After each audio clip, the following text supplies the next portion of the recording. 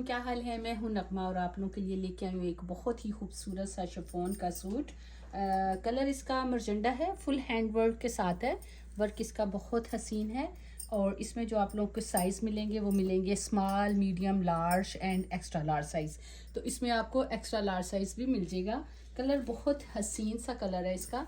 Back side also has arm work, beautiful work and दुपट्टा इसके साथ organza का दुपट्टा है। दुपट्टे के साथ हैवी पल्लू है एंड माथा पट्टी के साथ, और इसके साथ है सिल्क का ट्राउज़र।